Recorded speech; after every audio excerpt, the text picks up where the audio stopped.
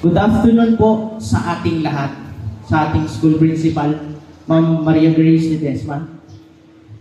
Good morning pala, Ma'am Sheila Marie Mercado, na tumawag at nag-invite sa akin dito para magbigay ng inspirational speech.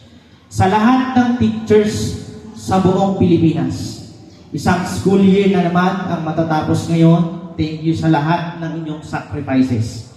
Dedication ninyo para mag-guide kami sa aming pag-aaral. Maraming salamat po. Ilang taon na po akong medical technologies. Alam ko pong nakakapagod din minsan, kaya kasama ako sa pag-alaala at pagpupugay sa marami ninyong sakripisyo sa amin. Mabuhay po ang mga guro. So, bakit nga ba kayo nandito ngayon mga completers? Andito ko ngayon para sa inyong recognition day, para ma-acknowledge, ma-celebrate ang inyong mga awards and achievement. Taon-taon, nagkakaroon kayo ng recognition day, students. Aakyat na naman kayo ng year level. Panibagong challenge na naman. Pero gusto ko lang itanong sa inyo kung natanong nyo na ba ang inyong mga sarili, kung ano ang gusto nyo pagtanda. Alam nyo na ba ang gusto nyong karir na tahakin?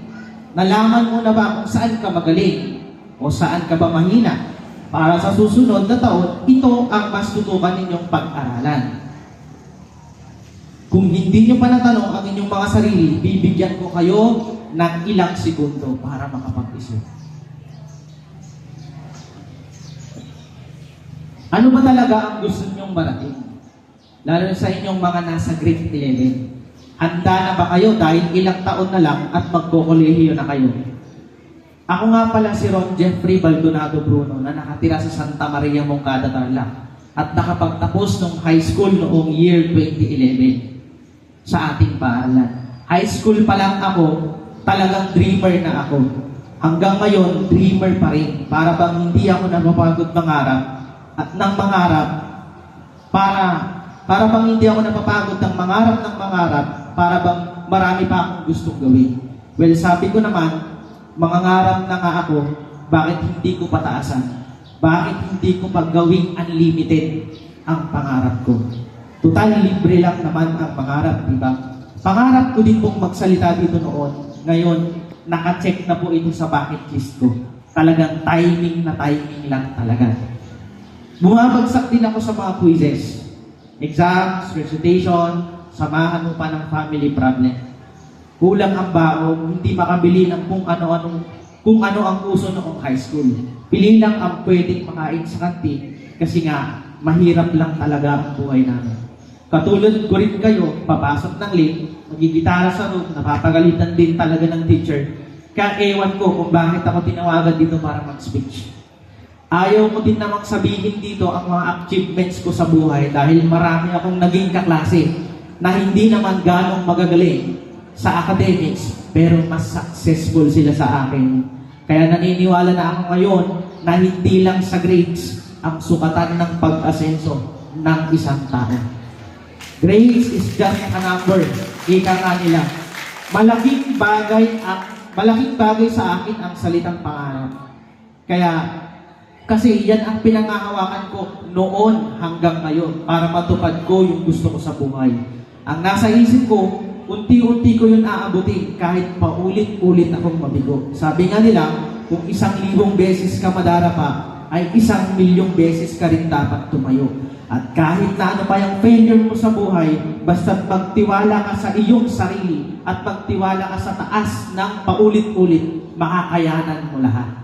Kaya sa mga umulit ng level, mababa ang grado, makinig kayo kasi hindi lang ito para sa mga may honors. Posible pa rin umasenso kahit na ikaw ay hindi ganoon katalino. Huwag mo lang pababayaan ang pag-aaral mo at huwag mong isusuko ang mga pangarap mo. Huwag kayong matakot mangarap ng mataas kung ang buhay natin ay mahirap. Huwag kayong matakot mangarap ng mataas kung ang mga magulang natin ay mahirap lamang. Huwag kayong matakot mangarap ng mataas kung nakakaranas kayo ng pamamaliit ng iba. Huwag kayong matakot mangarap ng mataas kahit na sa palagay mong ang pangarap mo'y mahirap abutin. Baka meron dito ngayon nakakapag-isip na hindi ko kaya yan, masyadong mataas ang pangarap na yan. Mahirap lang kami. Baka hindi yan kayanin ng utak ko. Walang pampaaral si mama at papa, kaya hanggang high school na lang ako. Huwag ganon. Kailangan maging positibo. Kailangan maging warrior tayo kasi walang magmomotivate sa inyo kundi sarili ninyo. Kung hindi na tayo natakot mangarap ng mataas, huwag din tayong matakot humarap sa mga kabiguan o failure. Bakit? Kasi sa buhay natin, kasama na o paulit-ulit na tayong mabibigo. Paulit-ulit na tayong masasaktan. Ang pangarap na walang pagpaplano o aksyon ay mananatiling pangarap na lang. Dreams without goals are just dreams. Ika nga nila. Dreams are aspirations, desires, or visions of what you want to achieve or to become.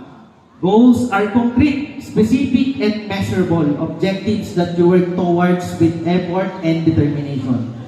Dreams, gusto ko maging top 1. Goal, every quiz or exam, kailangan ako yung pinakamataas.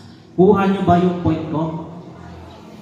Determination is the ability to continue trying to do something although it is very difficult. Kailangan determinado ka kahit paulit-ulit kang bumabagsak o nagtatagumpay. Buo ang loob mo sa pagharap ng problema kahit mabigat ito. Committed kang makatapos ng grade 6, 7, 8, 9, at 11. Nisip ko din dati na makakatapos ako kahit mahirap, pipilitin ko kasi walang take 2 sa buhay. Minsan lang ako maging high school, minsan lang tayo mabuhay, kaya gagawin ko na lahat. Magiging proud si mama at papa sa akin. Ipapakita ko sa kanilang makakaya ko. Magiging successful akong anak, nilang panganay, para tularan din ako ng mga kapatid ko at makaahon kami sa hirap. Until now, nararamdaman ko pa rin ang determinado ko na posibleng maabot natin ang mga gusto natin sa buhay. Huwag ka lang makikinig sa mga negatibong tao. Huwag kang makikinig sa nagsasabing hindi mo kaya. Matuto tayong maging bingi-bingihan sa mga sinasabi ng iba.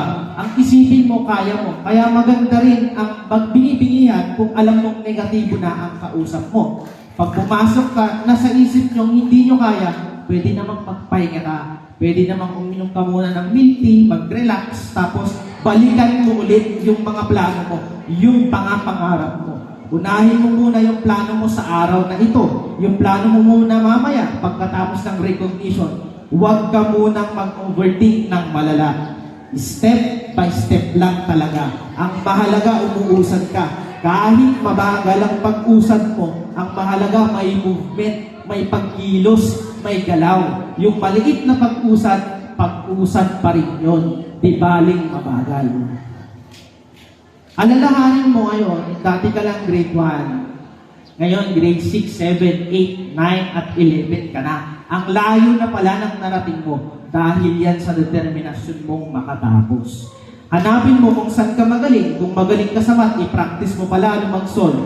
Kung magaling ka sa science, sige, magpaka-scientist ka. Kung magaling ka sumayaw, sumayaw ka. Walang makakapigil sa'yo. Kung saan ka magaling, practicein mo palalo para mas ma-master mo pa. Subukan mo rin i-explore ang sarili mo. Naalala ko dati, hindi ko din alam kung saan ako magaling, kung ano ang gusto ko, ano yung gusto kong gawin na hindi ako mauumay agad. Sinusubukan ko lang lahat ng opportunity sa akin na dumarating until such time na sasabi ko, ito pala ang gusto ko. Dito ako magaling. Ito ang forte ko. Hindi ako takot sumubok kasi wala namang mawawala. Kasi wala naman talaga kami sa buhay. Mahirap lang kami. Kaya ano pang mawawala sa akin? Kung gusto mong magkaroon ng magandang bahay, sasakyan, maayos na higaan, posible yun. Basta determinado ka. Walang makakapigil sa pangarap mo. Walang ibang tutulong sa'yo, kundi sarili mo. Hindi ang magulang mo, ang teacher mo, ang kaibigan mo, mga guide mo lang talaga sila. Pero bandang dulo, ikaw at ikaw lang talaga.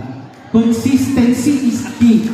Is a phrase that means to be dedicated and focused on goal. Consistency is the one of the most important factors when achieving long-term goal. For example, kayong mga student, para makapagtapos kayo, para umakyat kayo ng year level, kailangan maging consistent kayo sa pagpasok. Consistent tayong mag-aaral kasi ang goal ninyo is makatapos ng high school. At ang yung long-term goal ay makapagtapos ng college, makapagtrabaho, mabigyan ng karangalan, ang mga magulang mo, ang mga nagpapaaral sa'yo, at ang sarili mo. Hindi pwede dito yung pag nahirapan ka, give up ka na. Alalahanin mo yung pangarap mo, yung dream mo, bakit ka nag-aaral, bakit ka pumapasok. Sa pagiging consistent mo, hindi mo namamalayan, gumagaling ka na, nakakausad ka na. Next year level, pumasok ka lang ulit-ulit ng pumasok. Tignan mo, makakatapos ka din. Bumangon ka lang ng bumangon ng maaga para pumasok. Kung walang baon, sige lang, pasok lang. Bahala na kung ano ang abutan mong quiz o exam, pagsubok sa eskwela. Paano pag may failure? Magpahinga ka ulit. Minom ka lang ulit ng milk tea o kaya mag-frap naman para maiba naman.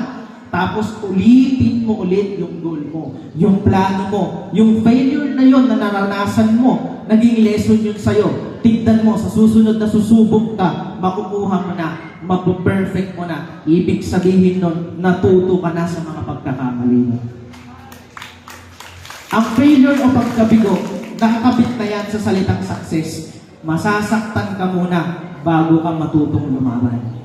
Ma-hurt ka muna bago mo ma-realize ang mga bagay-bagay. Doon pumapasok ang maturity. Pag na-pressure ka, ibig sabihin nun, mahalaga sa'yo ang bagay na yon. Pag na-pressure ka, ibig sabihin, mahalaga sa'yo ang ginagawa mo. Pag walang pressure, walang malakas na outcome. Parang tubig sa hose. Pag pinress mo yung dulo ng hose, tataas ang pressure, lalayo ang maaabot ng tubig. Ano yung pressure sa atin? Sa totoong buhay, yung pinagdadaanan natin sa buhay, yung mga pagsubok, yung mga problema, yung pain. The more na napipressure ka, the more na gumagaling ka. Ang ginto, para maging ginto, pinadadaan muna sa apoy. Andun yung pressure, andun yung heat, andun yung init, para mas lalo siyang maging maningning. Kaya bago tayo magningning na parang ginto or gold, padadaanin muna tayo ng Diyos sa mga pagsubok para maging matagumpay tayo. Enjoy the process of being pressured. Enjoy the journey of being pressured. Dati, ayaw kong napipressure kasi natutoxican ako. Nahihirapan ako. Ang daming quizzes, exam, oral recitation, may mga practicals pa. Pero mali pala yun. Kasama pala siya para ma-develop ako. Para lumabas kung sino talaga ako. Ganon din kayo. Kung sa school, lesson plan muna bago pagsusulit, pagsubok o exam. Sa realidad, exam, pagsusulit o pagsubok muna bago mo malaman ang lesson. Isa pa ito sa lagi kong inaalala, yung mga magulang ko. Bakit? Sabi ng Diyos, igalang mo ang iyong ama at ina. Ito ang unang utos na may kalakip na pangako. Ang nagsabi nito ay Diyos. Siya ang nangako sa atin, hindi politiko. Kung ang mga politiko, laging napapako ang pangako. Ang Diyos, hindi mapapako ang kanyang pangako. Ito ang pangako ng Diyos. Pakinggan ninyo. Mga anak, igalang mo ang iyong ama't ina sapagkat ito ang unang utos na may kalakip na pangako. Maraming utos ang Diyos na may kalakip na pangako. Pero ito ang kauna-unahan, pinagdidiinan po ng Biblia. Ito ang kauna-unahang utos na may kalakip na pangako. Kaya gusto mo umasenso, gusto mo makapagtapos, matupad ang mga pangarap mo, sundin mo magulang mo. Kaya kung bastos ka sa iyong magulang, balang araw, aanihin mo yan, kakainin mo yan, ibibigay sa iyo ang masamang kamalasan. Kung mabait ka, masunurin ka, magalang, tinitiyak ng Diyos yun, magtatagumpay ka. Panghuli po ito sa mga sasabihin ko na dapat lagi nating inuuna sa lahat. Ito ang top priority. Lagi nating isangguni lahat ang ating mga pangarap o ninanais sa buhay sa ating Panginoong Diyos. Hindi masamang mangarap. Ang hindi lang tama ay yung nakakalimutan natin siya. Akala natin hindi natin siya kailangan kasi matalino tayo, magaling tayo, mayaman tayo. Ang sinasamba na natin doon, yun yung ating mga sarili. Ang lahat ng pagtatagumpay ng bawat isa sa atin ay nanggagaling sa Kanya. So, summary lang ito ng speech ko. Dreams with goal, determination, and consistency. Accept all the failures. Honor your parents. Put God first in anything you want. The combination of this can create a massive success. Sa Tagalog, pangarap na may pagpaplano, determinasyon na may pagkamaugnayan o consistency, tanggapin mo ang iyong mga pagkabigo, igalang mo ang mga magulang mo, unahin mo ang Diyos maliban sa lahat. makakapaglikha ka ng maraming pagtatagumpay.